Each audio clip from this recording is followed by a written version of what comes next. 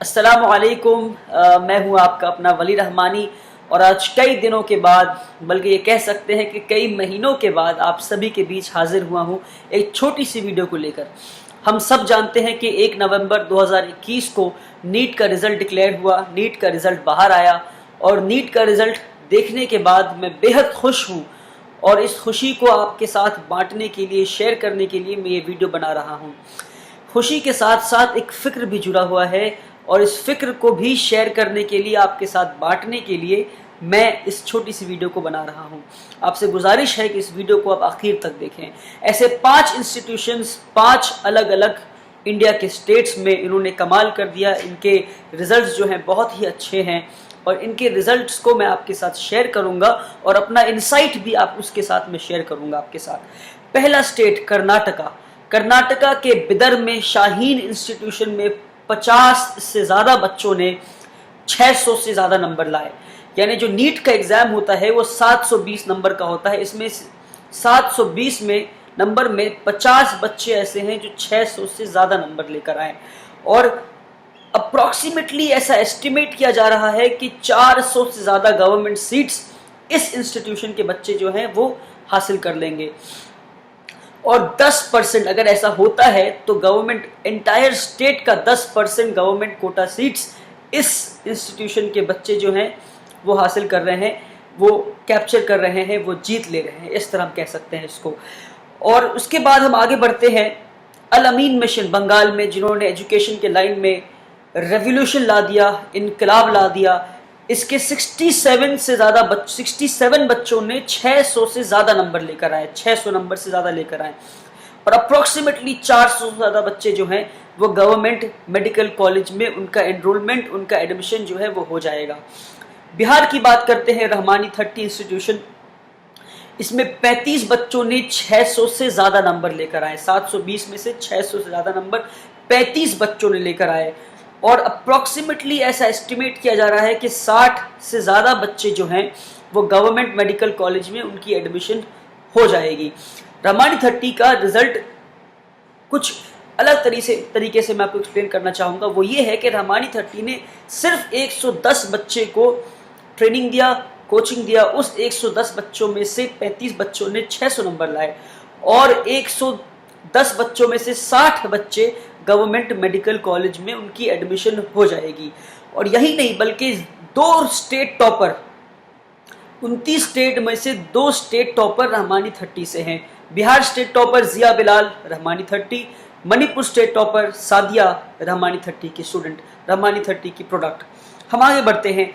तेलंगाना में MS academy के 6 बच्चों ने 600 से ज़्यादा नंबर लाए, 8 बच्चों ने 500 से ज़्यादा नंबर लाए और ऐसा अप्रॉक्सीमेटली एस्टिमेट किया जा रहा है कि 40 से ज़्यादा बच्चे गवर्नमेंट मेडिकल कॉलेज में, इनके बच्चे गवर्नमेंट मेडिकल कॉलेज में उनकी एडमिशन, उनका एनरोलमेंट हो जाएगा।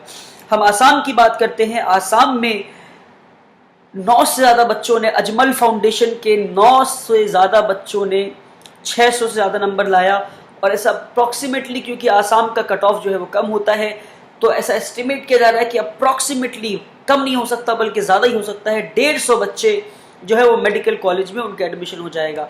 तो ऐसे 5 स्टेट की बात किया मैं जिसमें मुस्लिम आबादी की अक्सरियत, मुस्लिम पॉपुलेशन की अक्सरियत रहती है। आसाम, बंगाल, तेलंगाना, बिहार, कर्नाटका, इन स्टेट्स में मुस्लिम पॉपुलेशन की अक्सरियत रहती है और इन स्टेट्स में इन मुस्लिम इंस्टीट्यूशंस ने कमाल कर दिया।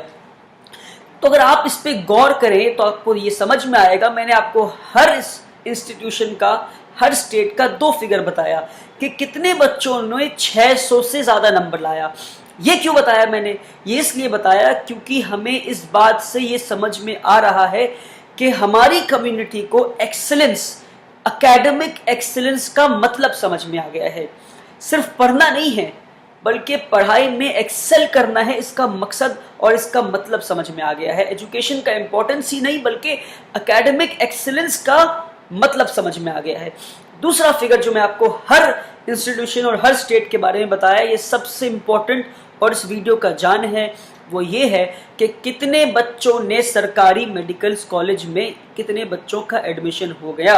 अगर मैं बात करूं, शाहीन के 400 बच्चे, अल अमीन के 400 बच्चे, रहमानी 30 के 60 बच्चे, एमएस एकेडमी के 40 बच्चे, अजमल फाउंडेशन के 150 बच्चे, इन 5 इंस्टीट्यूशंस को अगर मिलाएं तो 1000 बच्चों ने सरकारी मेडिकल कॉलेज में, गवर्नमेंट मेडिकल कॉलेज में इनकी एडमिशन हो जाएगी इंशाअल्लाह।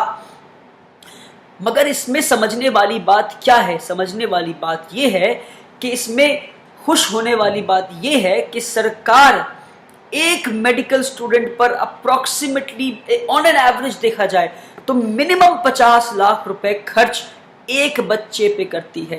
बंगाल में ये 1 करोड़ माना जाता है, बिहार में भी ये अमाउंट 1 करोड़ माना जाता है, कर्नाटका में ये अमाउंट बहुत कम बल्कि 25 लाख माना जाता है। कर्नाटक गवर्नमेंट ने 2015 में खुद बताया कि हम 25 लाख रुपए एक बच्चे पे खर्च करते हैं, पर हम 1 करोड़ नहीं, 25 लाख नहीं, हम ऑन एन एवरेज मानते हैं कि सरकार एक गवर्नमेंट मेडिकल कॉलेज में एक बच्चे पे 50 लाख रुपए खर्च करती है।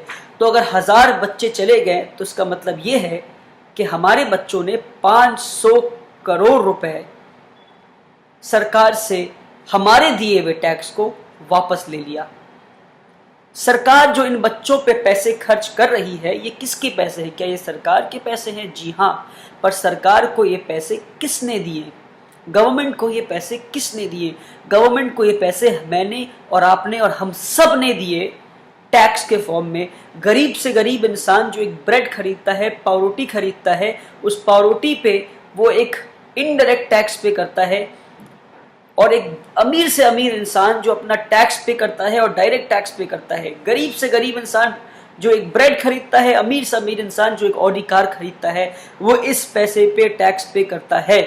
14% मुसलमान के दिए हुए टैक्स को हम सरकार से अपने फायदे के लिए वापस नहीं ले पा रहे हैं। तो इन इंस्टीट्यूशंस ने यह कमाल किया है कि हमारे दिए हुए टैक्स के पैसे को हम अपने फायदे के लिए इस्तेमाल किस तरह कर सकें ताकि हमारे बच्चे डॉक्टर बनकर on a large scale, on a larger picture देखा जाए तो किस तरह फिर देश की फायदे कर सकते हैं। अल्लाह ने हमें इस सरजमीन पे भेजा है इंसानियत को सिर्फ फायदा पहुंचाने के लिए, और हम इंसानियत को फायदा किस तरह पहुंचा सकते हैं? ऐसे डॉक्टर्स बनकर, इंजीनियर्स बनकर। और अगर हम सरकार अपने दिए हुए टैक्स के पैसे को वापस ना ले पाए तो फिर क्या फायदा? इन इंस्टीट्यूशंस ने कमाल कर दिया है। अगर जिस तरह मैं बताया, रहमानी 30 के एक बच्चे जिया बिलाल ने ऑल इंडिया रैंक 19th लाया, ओबीसी रैंक 3 है, तो मान लेते हैं कि 19th रैंक है, इनका श्योर शॉट गारंटी के साथ इनकी एडमिशन एम्स में हो जाएगी। सरकार का डेटा ये बताता है कि एम्स के एक बच्चे पे सरकार 1.7 करोड़ रुपीस खर्च करता है, यानी 1 करोड़ 70 लाख रुपए एक बच्चे पे खर्च करता है। यानी इस एक बच्चे की कोचिंग पे मैंने कॉल किया रहमानी 30 में, तो मुझे पता चला इसकी कोचिंग पे सिर्फ 2 लाख रुपए खर्च हुए हैं। ये 2 लाख रुपए किसने दिए? शायद किसी अल्लाह की नेक बंदे ने इस बच्चे के लिए, और ये बच्चा यतीम है, इज एन ऑर्फन, इस बच्चे की पढ़ाई के लिए 2 लाख रुपए दिए। 2 लाख रुपए में इस बच्चे ने सरकार से 1 करोड़ 70 लाख रुपए वापस ले लिया और खुद डॉक्टर बनेगा और न जाने कितने करोड़ रुपए का इलाज ऑन अ लार्ज स्केल और देश का फायदा करेगा। तो इस कैलकुलेशन को आप समझें, और इस कैलकुलेशन को समझने के बाद, और जितने इंस्टीट्यूट ऑफ नेशनल इंपॉर्टेंस हैं जिसमें रिकॉर्ड है ऑन कि हमारी पॉपुलेशन, हमारा enrolment institute of national importance, AIIMS, IITs, NITs, IIMs, ये जितने आईएनआई इंस्टीट्यूशंस हैं, इंस्टीट्यूट ऑफ नेशनल इंपॉर्टेंस, इसमें हमारी एनरोलमेंट स्ट्रक्चर कमेटी बताती है कि हमारी एनरोलमेंट सिर्फ 1.7% है।